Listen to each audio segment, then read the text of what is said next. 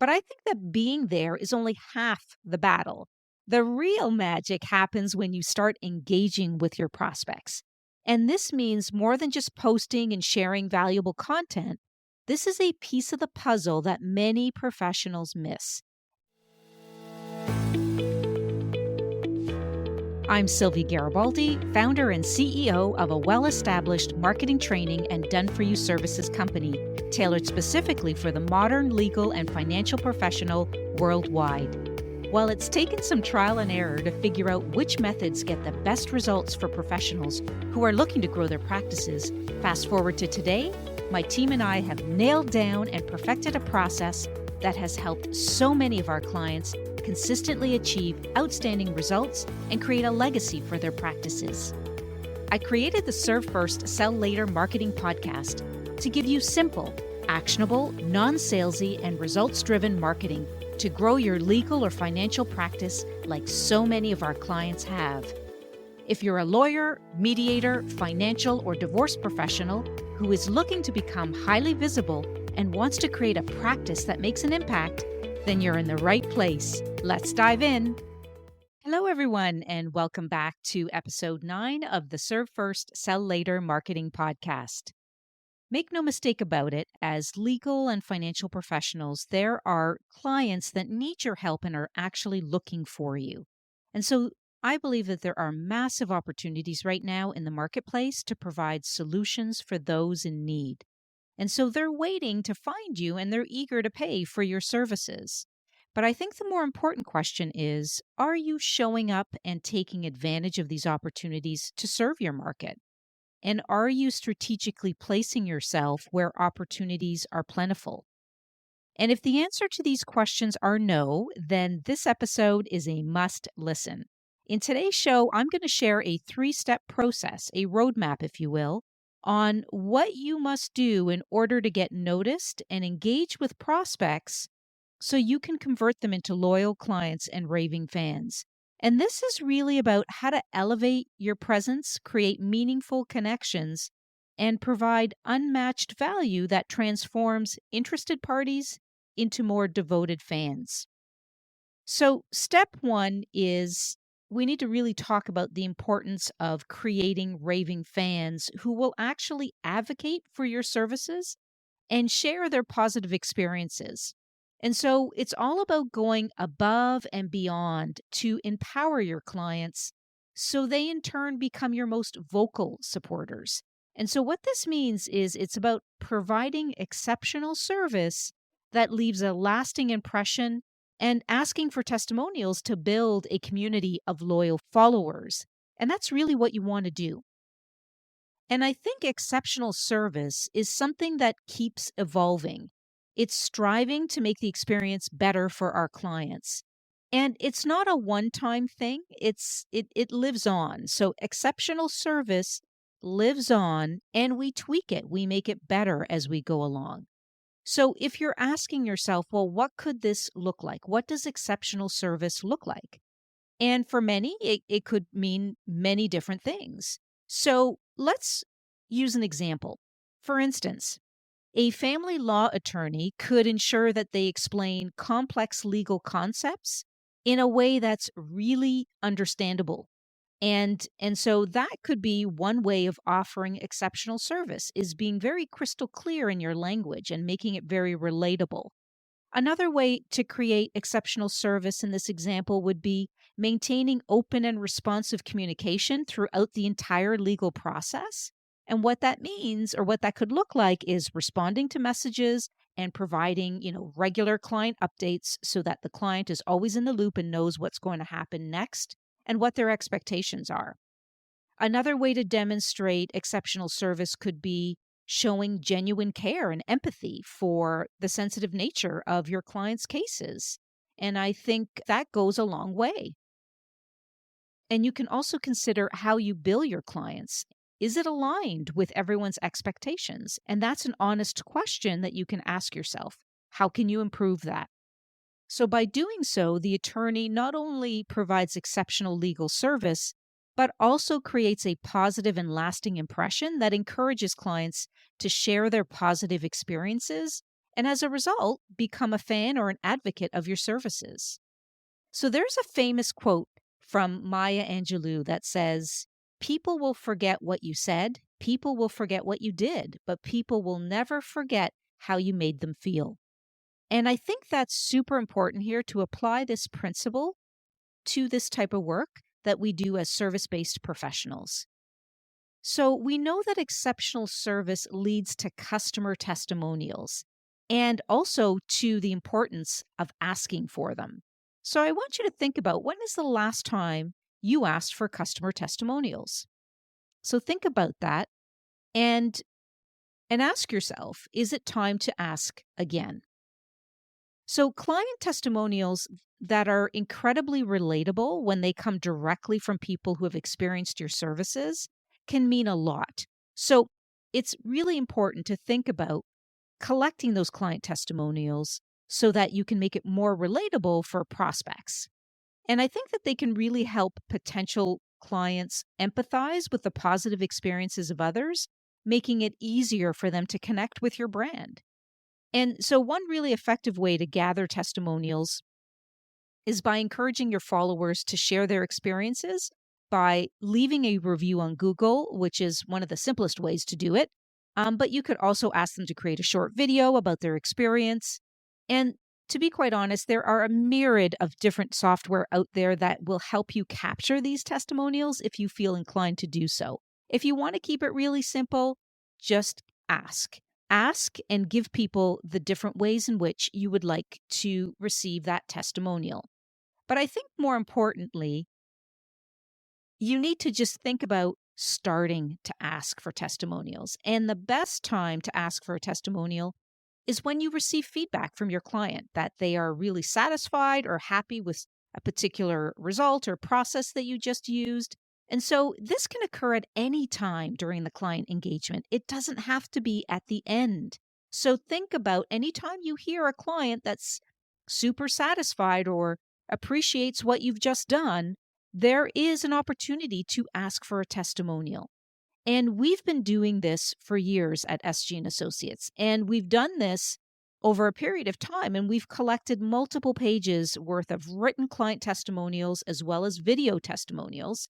And so this does take time to collect, but before you know it, over time, you're going to have a library of testimonials to share when you are making it a habit to over deliver. So I want to stress that again. You can certainly have a library of testimonials when you are making it a habit to over deliver. All right, that's step one. Step number two, it's all about making sure that you're seen and heard in the places where your ideal clients spend their time. So, step two is really all about visibility and engagement. So, let me break this down for you. Being visible isn't just about having a website or a LinkedIn profile. It's really about actively engaging with your prospects in the online and offline spaces where they're already looking for information and solutions. So, for legal and financial professionals, this could mean industry specific forums, LinkedIn groups, or even local networking events. But I think that being there is only half the battle. The real magic happens when you start engaging with your prospects. And this means more than just posting and sharing valuable content. This is a piece of the puzzle that many professionals miss. And it's about creating engagement. So, engagement is answering their questions, participating in discussions, spreading the love on social media. And so it's all about building relationships and establishing trust, showing them that you're not just another service provider, but a valuable resource and ally in their corner. And when you are engaging with the process of engagement online, if you will, it's super important to calendarize it. Put it in your calendar. Maybe commit to an hour a week to going through your social media feeds and creating engagement, being authentically interested and building relationships by going through your feed. But if you don't schedule it, it may not happen. So we like to teach our clients to make sure that they are scheduling that every week to create that level of engagement. So, when creating visibility, here are some things I want you to think about. The first is identify your space. And by that, I mean start by pinpointing where your ideal clients are most active. Are they active on LinkedIn? Are they active on Instagram or Facebook? Do they read certain blogs or participate in specific online forums? So, once you know where they are, then you can certainly focus your efforts more effectively and in a more time efficient manner. The other thing you want to think about is creating a content calendar. So, consistency is key here. Plan your content in advance with a calendar that outlines what you'll share and when. And why I really love this concept is because it helps to ensure that you are regularly showing up in your chosen spaces without overwhelming your schedule. So, it actually acts as a form of accountability. The third tip I want to leave you with in terms of building visibility is the engagement. Like I just mentioned, engage authentically. When you comment on posts or answer questions or support people and celebrate their successes, you're making sure that your responses are thoughtful and genuine, and they can be so impactful when you are going through your feed and being authentically interested in what your audience has to say. So another way to stay highly visible is to understand your client's interests and concerns. So, the best way to explain this one is to really just stay up to date with industry trends, regulatory changes, and maybe some common challenges faced by your clients. And so you can use this information to tailor your content, making it as relevant and helpful as possible. So, for example, if you're a financial advisor and let's say there's a significant change in tax legislation, creating a piece of content that breaks down what this means for your clients in very simple terms can be incredibly valuable. So, and it becomes another great touch point for you to communicate with them.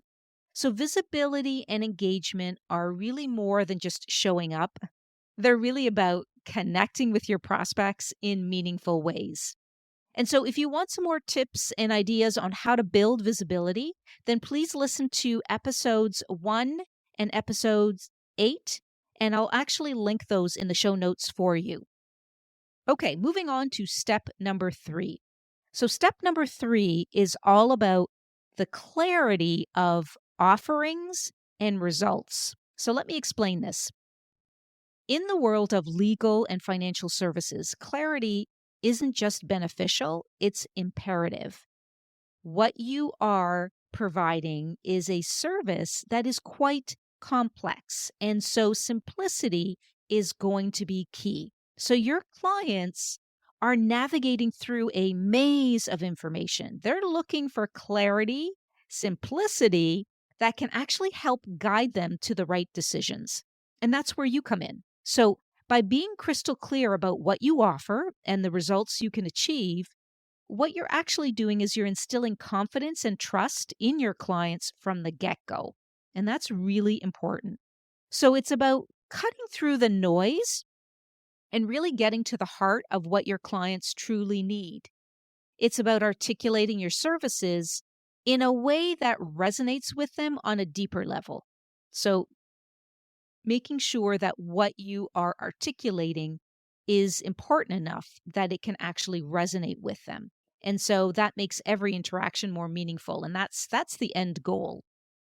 So if we were to tackle your offerings, let's look at your offerings. And so it's really about redefining them, not in the language of statutes or financial jargon, but really in the language of client benefits. So, for example, if you're an estate planning attorney, don't just talk about wills and trusts. Talk about securing a family's future and peace of mind. Make it more relatable, make it real. That's what they're thinking about, is how to secure their family's future, how to have peace of mind. They're not thinking about wills or trusts. I hope that makes sense, and I hope this is resonating with you. So once you do this, you want to align your services with the outcomes that your clients are seeking. And so this means understanding their goals, their fears, and aspirations. So, for example, as a financial advisor, translating asset management into achieving financial freedom or building a legacy, That's really all about connecting your services to their dreams. So let's take the example of a divorce mediator. This could translate into the technical aspects of mediation into the real world benefits for their clients. So instead of focusing on the process itself and the technical aspect of it, you can actually highlight how mediation can provide a path to mutual understanding, to fair division of assets, and a co parenting strategy that puts children's needs first. So if you see what I'm doing here, it's really all about framing your services as a bridge. Framing your services as a bridge to a new beginning. So taking them from where they are now to where they want to be, rather than just looking at it as the end of a marriage. So if a client's primary concern is the well-being of their children, let's take that as an example, then the mediator could emphasize how the mediation process can be tailored to prioritize and address those concerns, creating a cooperative rather than adversarial approach. So think about how that could work and think about your situation. So you also want to be able to communicate tangible results. So what do I mean by that? So that's all about setting realistic expectations and then striving to exceed them. So in this particular case, what you want to do is you want to share success stories. Of course, maintaining confidentiality, but you want to share success stories of how you've helped other couples navigate their divorce amicably through mediation. And a lot of our clients do that. We teach them how to do that and how to profile that on their social media. And so highlighting the benefits of mediation, such as reduced stress, lower costs compared to litigation, and the creation of a more harmonious post divorce family situation, those are all benefits. So let these success stories speak for you and really cement the value that you bring to the table. And I really believe that success stories have to be shared, and you have to do this consistently to help your clients imagine what is possible for them. So when you communicate your offerings and results with clarity, what we see happens is you're not just winning clients, but you're actually building relationships long term.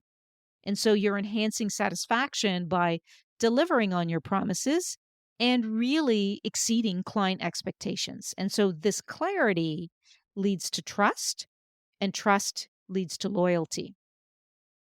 So, my recommendation for you is to really think about this 3-step process that I've shared with you here today and just implement one of those steps. Start by implementing with just one and invest your time in it, try to perfect it. And once you feel like you've really done a great job with it, move on to the second step and continue from there. Please don't rush this process. This is not a process that needs to be rushed. It's a process that needs to be done properly. So remember, it starts with creating raving fans by delivering exceptional service that goes beyond expectations. Start small and build from there. And step 2 really revolves around visibility and engagement. So you've heard me say that it's not enough to just be present. You have to actively connect with your audience. You need to participate in those discussions. You need to provide value when it's where it's needed most. And most importantly, authenticity is key, and genuine engagement fosters trust and loyalty. We see that all the time. And finally, I think clarity of offerings and results really can set the stage for meaningful relationships. So if you can articulate your services in terms of client benefits and how they align with your client's aspirations, you will very quickly establish trust and credibility. So please don't forget to share those success stories. Super, super important. And, I really believe that the marketplace is full of opportunities, and your clients are waiting for you. They're waiting for you to make a difference in their lives. And it's time to show up. It's time to stand out, and it's time to leave a lasting impact. So thank you for tuning in. And until next time, keep striving for excellence and making a difference in the lives of those that you serve. Thanks so much for joining me and tuning in. And if you found this episode valuable, please leave us a review. Your feedback is so important. Thanks very much.